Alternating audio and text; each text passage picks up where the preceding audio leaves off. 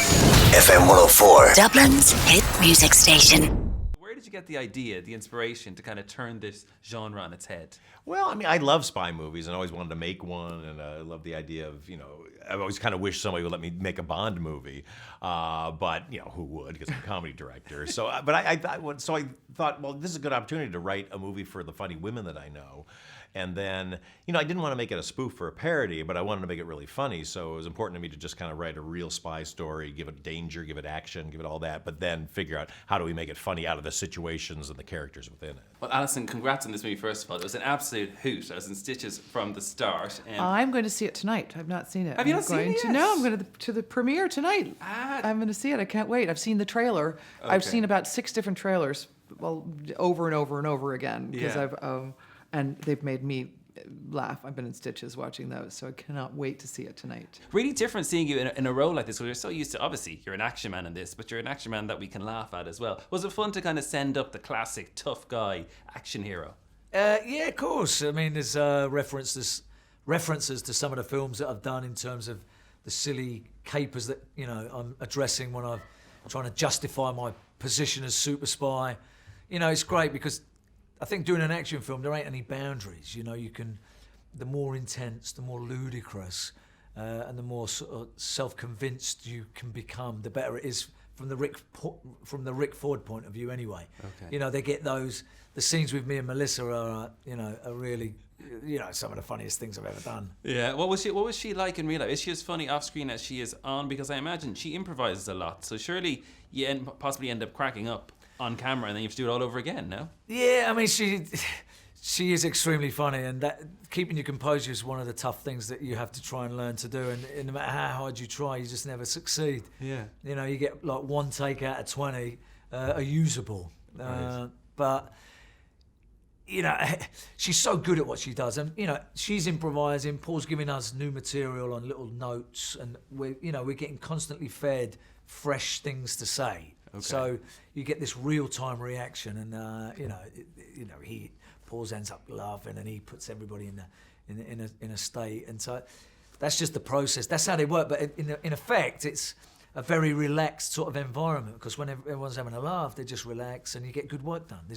You never feel tensed. Your first big Hollywood movie. What was the first day on set like? Was it like first day at school? Was there butterflies, nerves, excitement? It was mainly butterflies and nerves. Was it? Yeah, / terror. Yeah, because I didn't want to let Paul down, the director, and I love Melissa so much, and we'd met for a few days before, but I hadn't worked yet, so I didn't want to sort of let her down. And then my first day was the scene when I was tackling 50 Cent.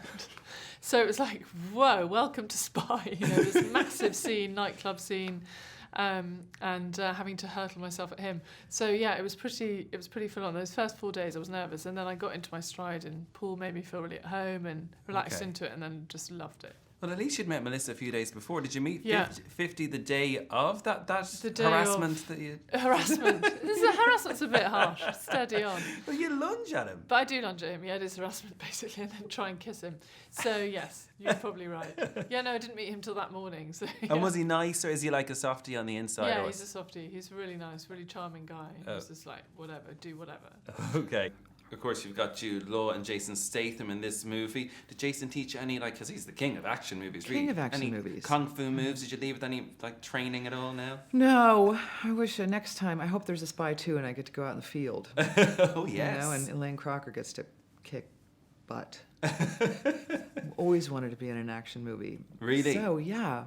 This is exactly, I want to do more of these kinds of movies. It would be so much fun. And it was genius to throw in Jason Statham, because we all obviously associate him with a serious action man, and his character is so clumsy, it works very well. Did you have to coax him a little bit to get him to do the comedy, or did he adapt to it straight away? He fell right into it. I mean, I think, when I wrote the part specifically for him, and then kind of told him and got him on board, which I was, I was worried he wouldn't want to do it. Then he came on board, then he got a little nervous right before we started shooting, just because he hadn't done something like this before, really. And he just went for it, and it was great. The fun thing for me was we came up with so many jokes on the set as we were doing it, and just writing really crazy jokes, and like going like, I wonder if he'll say this. And we'd feed it in, and like he would laugh, and then he would like do it. So in the beginning, it was sort of like, I hope Jason doesn't get mad at me for giving him such weird things to say, but he just was such a team player. Okay, and Paul's behind so many brilliant comedies. Is it great? How does it feel to finally be at a point in your career where he wrote this part for you, right, with you in mind? So it must be pretty special when somebody rings you and says, "Yeah, will you do this movie? I wrote it specifically for you." Yeah, it's a big privilege. Yeah, I think Paul's an action aficionado. He wanted to be a stuntman, and coincidentally, so did I. So we shared a sort of common link through desire to be stuntmen. And I think Crank was the film that he really did sort of see potential in me to be put into the comedy genre, if you like. And of course, you are famous for in all these action movies. Do you do a lot of your own stunts? In this one, and one stunt I want to talk about is when Melissa's hanging off a helicopter, you're hanging onto her boobs. Is that one stunt that was slightly different to others in a slightly awkward sense, maybe? Of course, it's awkward. I mean, you don't want to put your hands where they shouldn't be. But we're trying to make situational, comedy, and I think it all comes from doing the things that you shouldn't be doing. It's as regards the stunts, I've always sort of been first hand to get deep and neck deep, if you like, in as much as they let me do. But I've been doing that for years. It would feel weird now to not do that kind of stuff. Okay.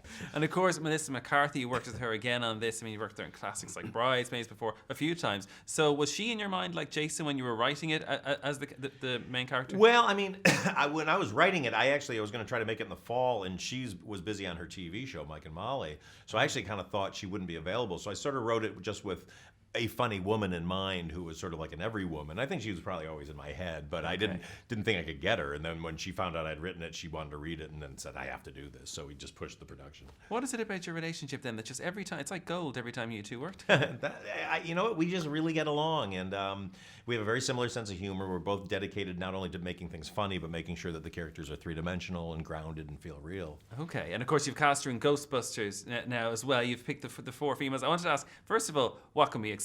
But also, how on earth did you get it down to four people? That must have been a task. That was really hard. I mean, it took me months and months of like doing combinations in my head. I mean, if you've seen some of the combinations, I can't tell because I want to make you feel bad. But it's like some of them were just like, wait, is this crazy? But I don't know, maybe. And then when I just really just narrowed it down, what these four are the funniest, and not only just the funniest, but they would be the funniest together because they're so different. They're all four so different. And of course, every film you bring out is bigger than the next. So is there more pressure with every movie when you're getting bigger and bigger? Is there more pressure? And then you take on something like Ghostbusters. I mean, you're a brave man because it's an institution. So yeah, exactly. I mean, I just personally want to keep making bigger movies, but it doesn't mean like what I don't want to do is get in a situation where suddenly like our budgets are getting so big, because then that's just such it's too much pressure to do comedy under. But Ghostbusters is a very special thing, so we'll see. Who is the worst, I want to know, of all the actors in terms of laughing in a take when they shouldn't be laughing? That would be Rose Byrne. Is it? Yes. Rose. I thought you were going to be diplomatic for a second. No. Rose will admit it too. We actually, when the DVD comes out, we put together a reel of Rose falling apart during people's performances. Oh my God. She's a great audience, and Melissa just makes her laugh more than anybody. So I have great fun. And nothing makes me laugh more than watching Rose try not to laugh, and you just see it's coming on, and then and she'll think she's hiding it she'll like look down or sort of like furrow her brow like she's thinking. It's like, no, Rose, you're about to start laughing. Just do it. Brilliant. Well, you certainly made us laugh. I laughed all the way through it. It's been a pleasure to talk to you. Cheers. Thanks Thank a million you. for talking to us. Thanks so much. Good to see Brilliant. you. FM104, Dublin's hit music station.